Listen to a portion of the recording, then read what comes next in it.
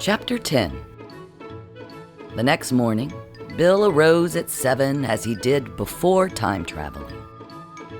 Whistling a jaunty tune, he showered, cut his own hair, not recommended, shaved, then dressed in freshly pressed khakis and a clean lavender golf shirt. He prepared a large, fiber-filled breakfast and scanned the news while he consumed his rolled oats, serving Poot bacon and egg whites for a special homecoming treat. 30 minutes later, Marci awoke, coffee in hand, and went to water the garden to discover Poot taking an impressive crap behind her tomatoes.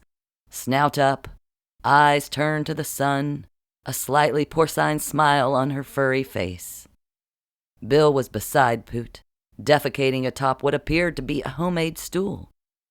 Bill explained that he'd wanted to feel the wind on his haunches one last time. As for the night before, they determined Bill to be the victim of unintentional time travel, if that were a thing, and discussed researching the model of clock they'd inherited from Uncle Phinneus, just in case it was something they could use or sell. Bill spoke of his sudden disappearance, the feeling of nothingness, and his rematerialization in the Karankawa village. They stood together before the magnificent grandfather clock in the soothing light of day, looking for clues, running their hands over the solid back and sides, tentatively touching the wood carvings before jumping back, waiting for any strange occurrences. Together they adjusted the hands of the clock. Nothing. Bill slapped the sides and tops of the clock to mimic his actions the fateful night before. Nothing. Finally, they were forced to focus on the more mysterious pearly odometers inlaid in the wooden panel beside the clock face, and identical knobs in each bottom corner. There were 5 of the odometers, 3 on the right side, 2 on the left.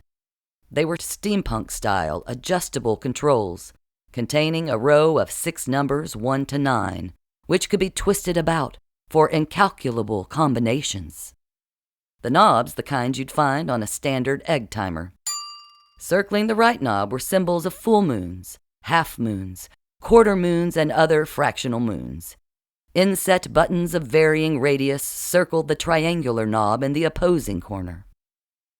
As they sat, pondering the purpose of the 5 odometers and the 2 knobs, the Johnsons' balding tabby cat, Herbert, appeared before them on the dining room table with a bored meow. There was a stiff white note card and a marker attached, tied to his collar with a long string of rainbow-colored yarn. Marci grabbed at the note card, startling the cat and earning a slash across her hand, her lips moving slightly as she read. Curiously, this note was written in Marci's own neat print. The small dials on the right side of the clock face are latitude, longitude, and faritude.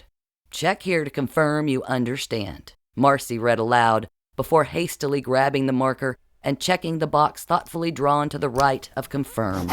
Then she clicked the red Sharpie back into its cap.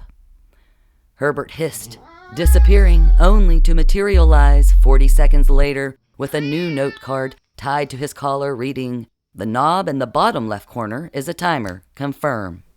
Marci checked the box again, giving Bill a quick thumbs up as Herbert evaporated silently once more.